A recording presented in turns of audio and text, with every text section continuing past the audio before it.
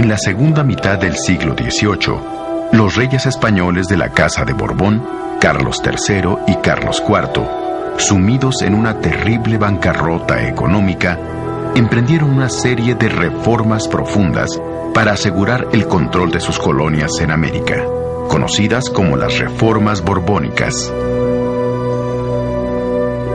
La aplicación de estas medidas significó para la Nueva España desmedidos impuestos y préstamos forzosos y un aumento del descontento que dio paso a los primeros levantamientos a favor de la independencia de México.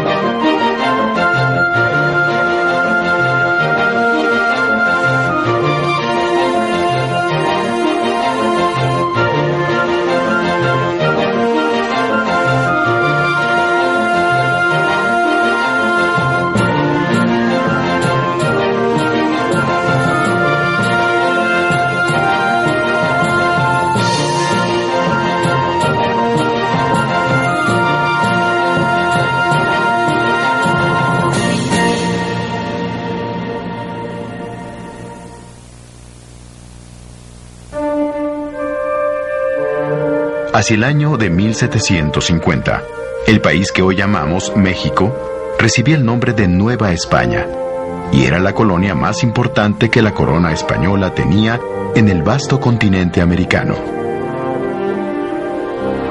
A diferencia de los siglos anteriores, su población indígena se estaba recuperando de la gran mortandad sufrida durante la primera etapa de la conquista española. Asimismo, después de más de 200 años de mestizaje, se había disuelto en buena medida la drástica distinción entre indios y españoles. Aunque las diferencias económicas entre un grupo y otro continuaban siendo evidentes.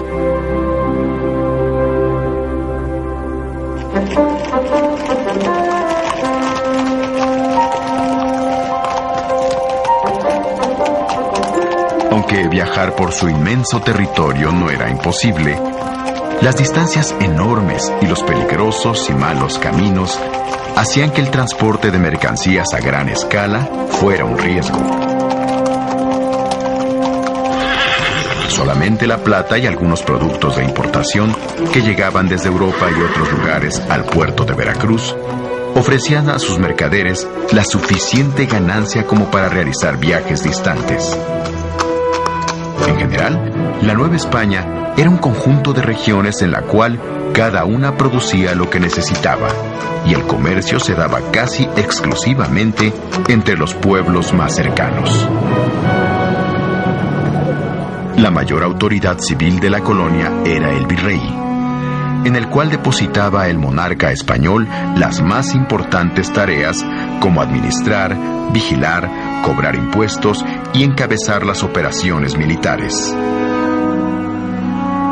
El virrey delegaba su poder en los llamados alcaldes mayores, que fungían como sus representantes en las distintas regiones. Dado que los alcaldes mayores y otros funcionarios no recibían un sueldo, se les permitía valerse de sus cargos para hacer negocios personales de todo tipo. Por ejemplo, compraban mercancías locales a muy bajo costo y luego las vendían en otras localidades a un costo muy alto. Sus negocios así eran tan buenos que dichos cargos se ponían en venta al mejor postor. Aunque los funcionarios virreinales estaban obligados a garantizar que el rey de España obtuviese íntegros los impuestos, rentas y otros tributos de la Nueva España, en la práctica, buena parte de estos recursos se repartían entre el propio virrey y sus funcionarios. El rey de España estaba tan lejos que no tenía ninguna posibilidad de ejercer un control efectivo sobre la más rica de sus posesiones de ultramar. Sería hasta la segunda mitad del siglo XVIII cuando el nuevo rey de España, Carlos III, de la dinastía de los Borbones, se empleó a fondo en la corrección de los vicios que existían en sus colonias del Nuevo Mundo.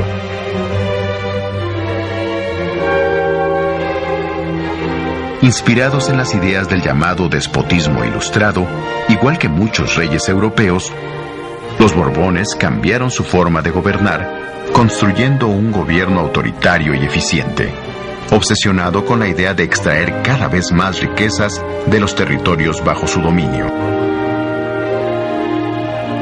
La voracidad repentina del Estado español, además de seguir las ideas de moda, obedecía a causas de verdadera emergencia. Debilitada por la contundente derrota en la llamada Guerra de los 7 Años, donde perdió el territorio de la Florida a manos de los ingleses, la corona española veía amenazadas el resto de sus posesiones coloniales.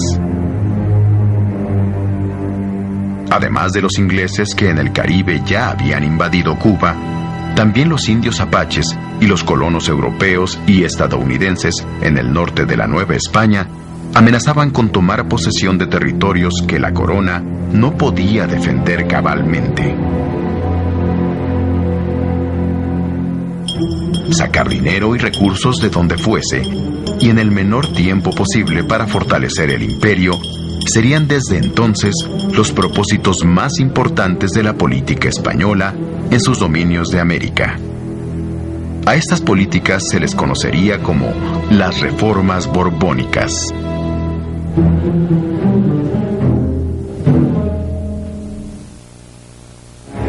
La solución al problema de los recursos fue pragmática. Había que sacarlos de donde siempre habían salido, principalmente de las arcas novohispanas.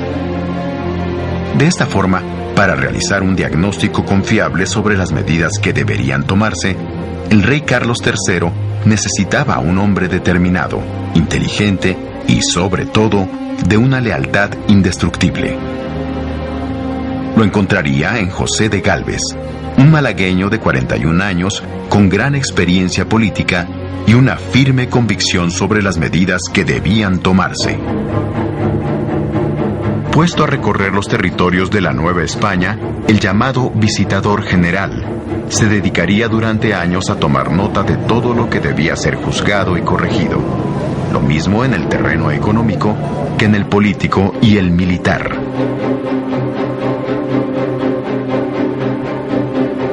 El visitador José de Gálvez encarnaría así la mano dura de las reformas borbónicas en todo el territorio colonial, tal como si fueran los ojos y el criterio mismo de su rey, Carlos III. De la mano de José de Gálvez, las reformas borbónicas llevarían a la práctica algunas medidas importantes. Por ejemplo, el cobro de más impuestos a un número mayor de personas, el nombramiento de funcionarios leales al rey que no le defraudaran a la hora de cobrar y enviar los recursos, y finalmente, el monopolio por medio de los llamados estancos reales, de la explotación de ciertos productos muy apreciados en la Nueva España, tales como la pólvora, el tabaco, los naipes y el pulque.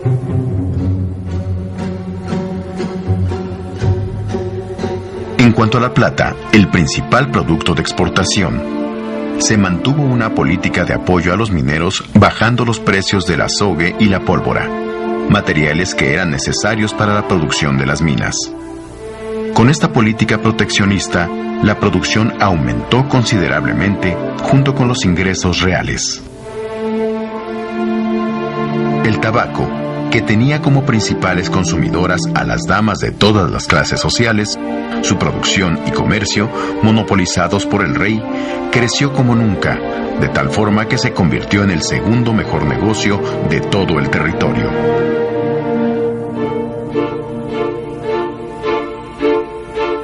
Asimismo, dispondrían con audacia la legalización del aguardiente y ordenarían su venta a través del estanco real. dado que la fabricación de aguardiente había sido considerada ilegal, sin que esto impidiera que muchos lo produjeran y consumieran. El monopolio de este licor por la monarquía aseguró una nueva y muy atractiva fuente de ingresos.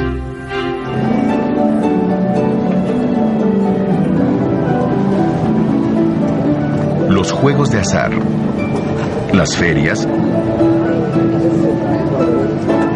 y las famosas peleas de gallos constituyeron otras fuentes de buenos ingresos para la realeza. En una apertura inusitada de los puertos y fronteras, en lo que se llamó el comercio neutral, también se permitió que la Nueva España pudiera hacer negocios con algunos países que no estaban en guerra con la corona, dando como resultado el florecimiento de nuevos negocios.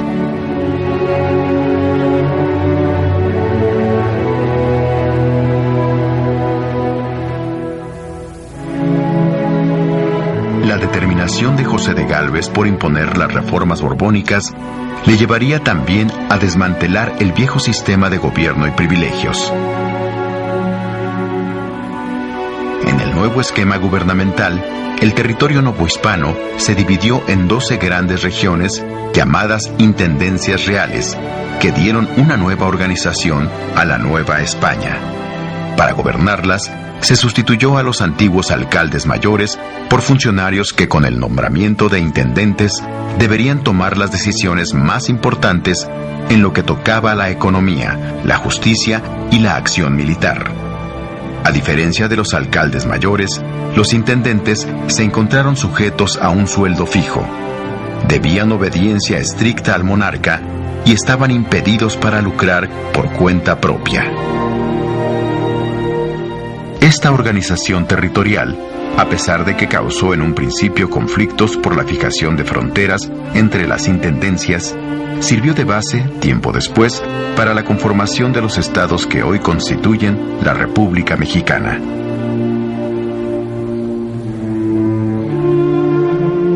Sin embargo, había un tema central en el cual el rey Carlos III y sus reformas borbónicas se habían abstenido de tocar.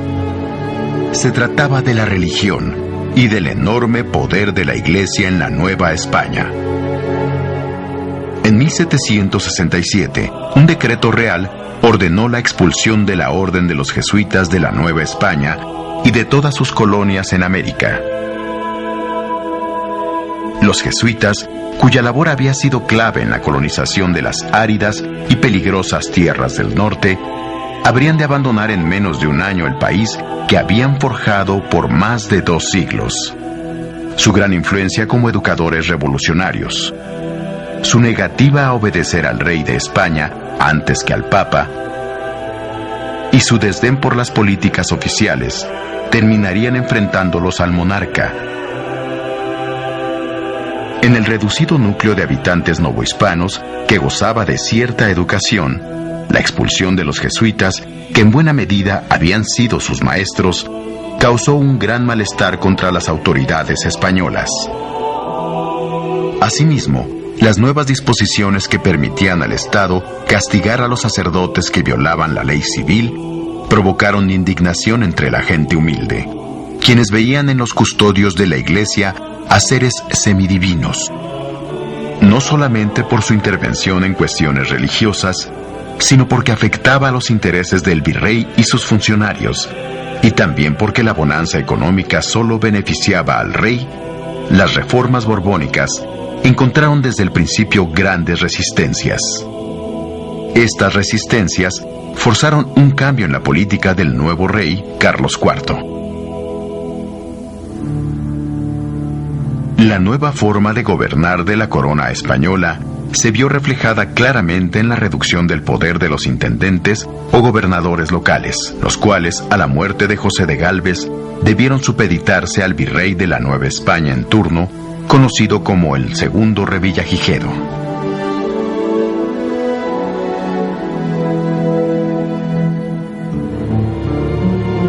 Para los primeros años del siglo XIX, podía decirse que el principal propósito de las reformas borbónicas en la Nueva España se había cumplido. los ingresos de la corona se habían multiplicado por 4. Y los novohispanos pagaban al rey un 70% más de impuestos que los contribuyentes de España.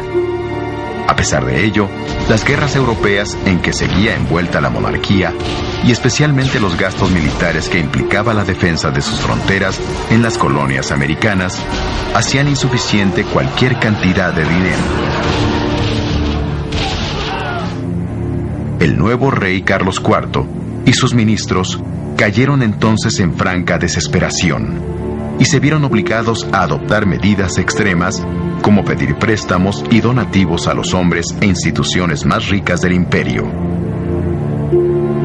Así, en la Nueva España, los poderosos consulados de comerciantes y empresarios de México, Veracruz y Guadalajara, así como el Tribunal de Minería, sirvieron al rey Carlos IV para recaudar grandes cantidades en el tiempo más corto posible.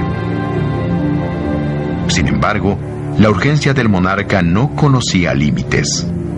El rey se apropió también de los recursos de los pueblos y villas más humildes, de los bienes de las comunidades indígenas y del dinero que los funcionarios civiles y militares guardaban para sus viudas en los llamados montepíos. En 1804, el rey ordenaría la aplicación de una medida extrema que terminaría de empobrecer e indignar a los ciudadanos novohispanos. Mediante un decreto real, obligó entonces a la Iglesia a entregarle los recursos que tenía guardados en un fondo especial, compuesto por los pagos que muchos ricos y pobres le daban para que efectuara misas para la salvación de sus almas. Este ahorro, llamado de capellanías y obras pías, era normalmente usado por la Iglesia para financiar la actividad económica de muchas haciendas ganaderas, agrícolas y mineras. Combinado con una terrible época de sequías, hambre y gran mortandad indígena, el préstamo forzoso que el rey sacó de la Iglesia dejó a la Nueva España en una situación gravísima, propicia ya para el levantamiento armado.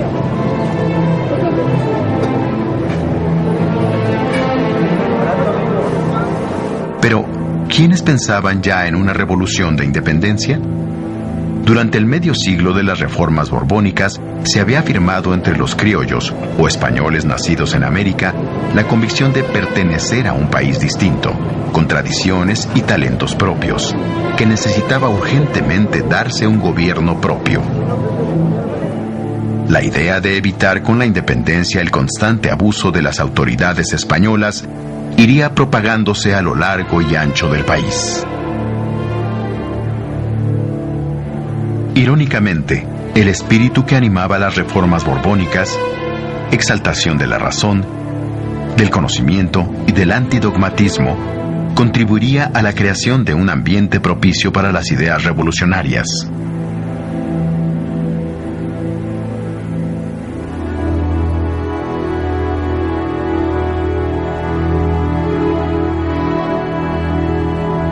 Importantes instituciones educativas, tales como la Academia de Bellas Artes de San Carlos, que maravilló a Humboldt en su visita a México, pues en ella se formaban no solo los artistas y arquitectos, sino también los artesanos. Así como el Colegio de Minería, verdadera vanguardia de la ciencia y las técnicas, si bien fueron creaciones de los reyes borbónicos, se volvieron cada vez más símbolos de orgullo local para refutar aquello que se decía en España, que tratándose de cultura, no se hacía nada en América que valiera la pena.